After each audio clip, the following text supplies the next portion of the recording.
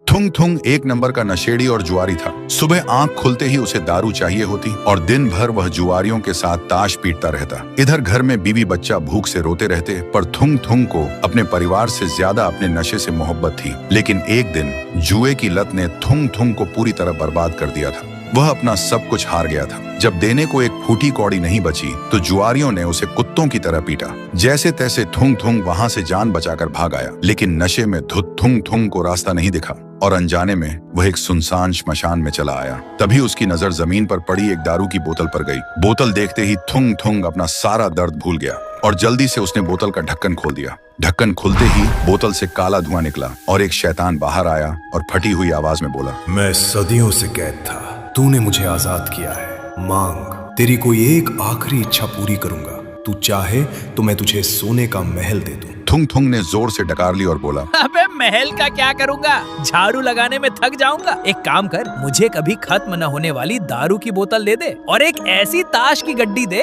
जिसमें मैं हमेशा जीतूं। सुनते ही शैतान एक सेकंड के लिए शांत हो गया, फिर बोला, कैसा बेवकूफ इंसान है तू। खैर तथास्तु, पर याद रखना, जिस चीज पर से तेरा ध्यान हटेगा वो हमेशा के लिए सूख कर मिट्टी बन जाएगी।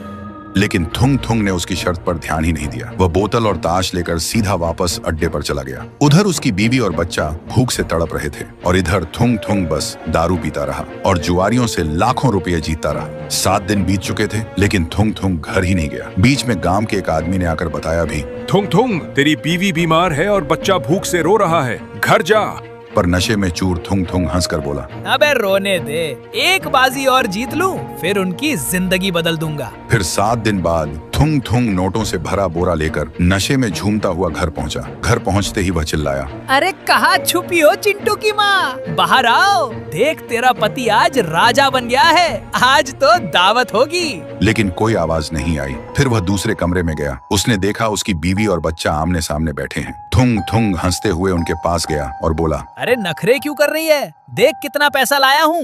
लेकिन जैसे ही उसने अपनी बीवी के कंधे पर हाथ रखा, उसकी बीवी का सिर धड़ से अलग होकर जमीन पर गिर गया। ये देखते ही थुंग थुंग का नशा एक सेकंड में उतर गया। फिर उसने घबराकर अपने बच्चे को छुआ, लेकिन बच्चे का पूरा शरीर सूखी हुई मिट्टी की तरह भुरभुराकर हवा में उड़ गया। तभी वहां वह शैतान आया और एक डरावनी हंसी के साथ बोला, मैंने कहा था ना थुंग थुंग, जिस चीज से तेरा ध्यान हटेगा वो मिट्टी बन जाएगी। तूने 7 दिन अपने परिवार को मुड़कर नहीं देखा।